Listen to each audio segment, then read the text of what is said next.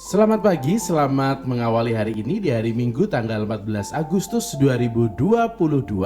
Semoga hari ini kita mengawali hari pagi dengan penuh syukur dan juga ucapan terima kasih kepada Tuhan yang senantiasa mencintai dan mengasihi kita hingga pada hari ini di awal hari, di akhir pekan dan hari Tuhan. Kesempatan bagi kita untuk mensyukuri perjalanan dan juga pengalaman sepanjang satu minggu ini dan mempersembahkan pengalaman syukur itu kepada Tuhan yang mencintai kita dan kita cintai. Semoga berkat Tuhan yang kita rasakan di dalam hidup kita secara pribadi dan juga di dalam hidup kita di keluarga senantiasa kita bawa di dalam syukur, khususnya di dalam perjumpaan dengan Tuhan dalam perayaan Ekaristi hari ini. Jangan lupa untuk kita semua mempersediakan waktu gitu ya, menyediakan waktu khusus untuk Tuhan dalam perayaan Ekaristi.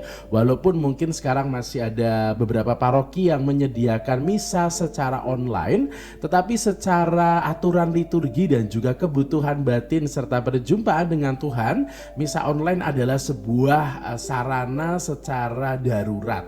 Maka kita diajak untuk merayakan Ekaristi secara tatap muka, berjumpa dengan Tuhan secara langsung dalam perayaan Ekaristi di gereja bersama dengan umat yang lain dan juga bersama dengan imam yang mempersembahkan Ekaristi pada hari ini.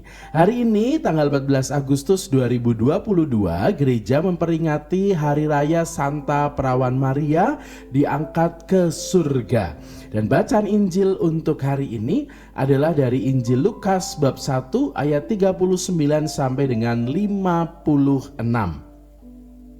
Beberapa waktu sesudah kedatangan malaikat Gabriel, bergegaslah Maria ke pegunungan menuju sebuah kota di Yehuda. Ia masuk ke rumah Zakaria dan memberi salam kepada Elisabet. Ketika Elisabet mendengar salam Maria, melonjaklah anak yang di dalam rahimnya, dan Elisabet pun penuh dengan Roh Kudus, lalu berseru dengan suara nyaring, "Diberkatilah engkau di antara semua wanita, dan diberkatilah buah rahimmu. Siapakah aku ini sampai ibu Tuhanku datang mengunjungi aku? Sebab sesungguhnya ketika salammu sampai kepada telingaku, anak yang di dalam rahimku melonjak kegirangan. Sungguh berbahagialah dia yang telah percaya, sebab firman Tuhan yang dikatakan kepadanya akan terlaksana." Lalu kata Maria, "Jiwaku memuliakan Tuhan dan hatiku bergembira karena Allah juru selamatku, sebab ia telah memperhatikan kerendahan hamba-Nya. Sesungguhnya mulai sekarang segala keturunan akan menyebut aku berbahagia, karena Yang Maha Kuasa telah melakukan perbuatan-perbuatan besar kepadaku, dan namanya adalah kudus. Rahmat-Nya turun-temurun atas orang yang takut akan Dia. Ia memperlihatkan kuasa-Nya dengan perbuatan tangan-Nya dan mencerai-beraikan orang-orang yang congkak hatinya. Ia menurunkan orang-orang yang berkuasa dari tahtanya dan meninggikan orang-orang yang rendah. Ia melimpahkan segala yang baik kepada orang yang lapar dan menyuruh orang yang kaya pergi dengan tangan hampa. Ia menolong Israel hamba-Nya, karena Ia mengingat rahmat-Nya seperti yang dijanjikannya kepada nenek moyang kita, kepada Abraham dan keturunannya untuk selama-lamanya. Kira-kira 3 bulan lamanya, Maria tinggal bersama dengan Elisabet, lalu pulang ke rumahnya. Demikianlah sabda Tuhan. Terpujilah Kristus. Saudari-saudara sekalian, di dalam perjalanan hidup kita mungkin kita pernah punya pengalaman di saat kita betul-betul berhadapan dengan pergulatan hidup yang amat besar. Mungkin berkaitan dengan permasalahan tertentu yang kita hadapi dalam pekerjaan, keluarga, berhubungan dengan finansial, ataupun mungkin pergulatan yang lain yang kaitannya dengan kesehatan, ataupun juga dengan pengalaman kehilangan. Sesuatu yang begitu besar yang kita rasakan, pergulatan dan tanggung jawab yang seolah-olah begitu berat harus kita hadapi di dalam hidup kita. Sampai-sampai kadangkala kita bertanya, mampukah saya menghadapi pergulatan itu semua? Mampukah saya melewati pergulatan itu semua? Atau kadang-kadang kita lalu merasa bahwa hidup kita segera ingin berakhir, atau kita ingin mengakhiri hidup kita, mengakhiri masalah dan mencari jalan pintas untuk menyelesaikan masalah itu. Entah itu dengan hal-hal yang sifatnya kurang baik, hal-hal yang mungkin tidak berkenan di hadapan Tuhan, yang sifatnya adalah berhubungan dengan putus asa dan segala macam hal yang tidak berkenan di hadapannya. Hari ini kita juga diajak untuk merenungkan situasi itu bersama dengan Bunda Maria.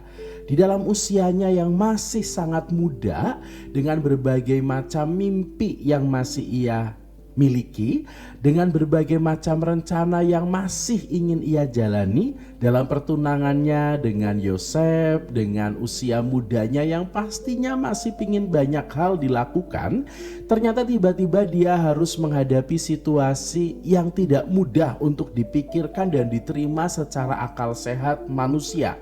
Dia akan menjadi seorang ibu, padahal belum pernah melakukan hubungan suami istri, belum sah pula menjadi istri Yosef. Maka di dalam pergulatan hidupnya, ia menjadi orang yang mungkin sendirian menghadapi itu semua.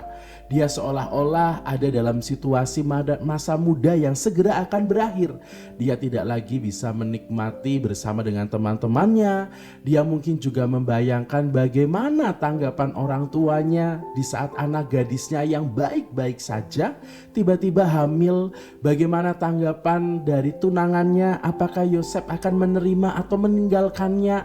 Dan juga tanggapan masyarakat yang saat itu hukuman bagi orang yang hamil di luar nikah, yang dianggap melakukan zina, dia layak untuk dihukum rajam, dihukum mati dengan dilempari batu.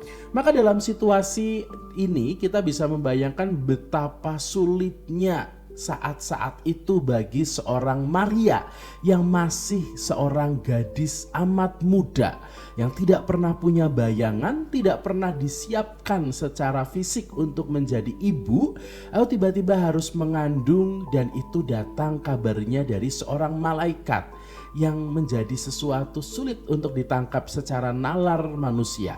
Tetapi di dalam situasi kalutnya, Maria tidak tinggal diam. Dia tidak bersembunyi di dalam situasi sepi, tidak lalu mengurung diri, tidak lalu menyalahkan keadaan dan mencari kambing hitam serta jalan pintas untuk menggugurkan anaknya misalnya gitu ya. Tetapi dia mencoba untuk beranjak, berjalan dan menemui Elizabeth. Dia membutuhkan teman. Dan akhirnya mendapatkan teman di dalam sosok pribadi Elizabeth. Bagaimana dua orang yang sedang sama-sama bergulat. Elizabeth pun sedang bergulat di dalam usia tuanya, di mana dia mungkin sudah pasrah tidak punya anak, tiba-tiba dia harus mengandung. Ada banyak pikiran yang dia rasakan, entah itu kekhawatiran, jangan-jangan nanti dia meninggal saat melahirkan, jangan-jangan nanti tidak bisa mendidik anaknya dengan baik, dan lain sebagainya. Sebuah situasi yang juga tengah dirasakan oleh Elizabeth.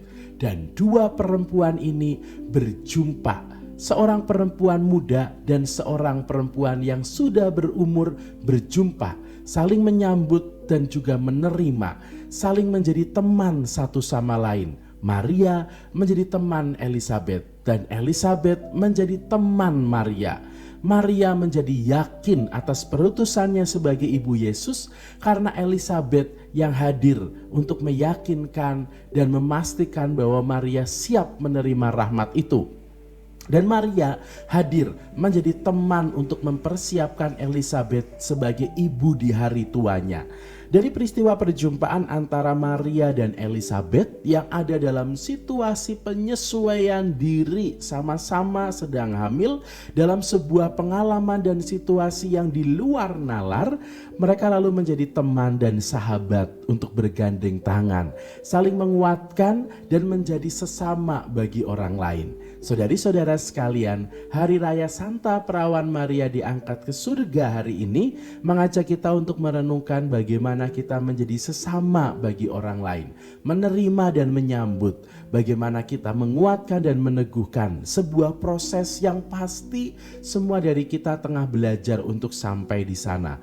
Kerap kali kita jatuh bangun, tetapi pengalaman hidup semoga membuat kita sadar bahwa kita diajak untuk menjadi berkat bagi orang lain dan orang lain adalah berkat bagi diri kita. Selamat hari Minggu, selamat menjalani hari ini penuh dengan sukacita bersama dengan keluarga Anda yang mungkin juga sedang berkumpul dan saling membagi cinta, menjadi kesempatan untuk kita recharge energi supaya besok kita bisa memulai pekan yang baru dengan semangat. Dan semoga hari ini kita juga tidak lupa bahwa kita punya tanggung jawab, punya panggilan untuk merayakan hari Tuhan secara offline, bertemu dengan Tuhan di rumahnya, berjumpa dengan sesama kita bersama dengan imam yang mempersembahkan Ekaristi untuk kita semua.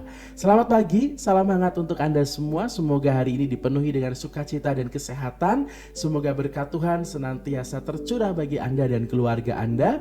Dan semangat pagi hari ini.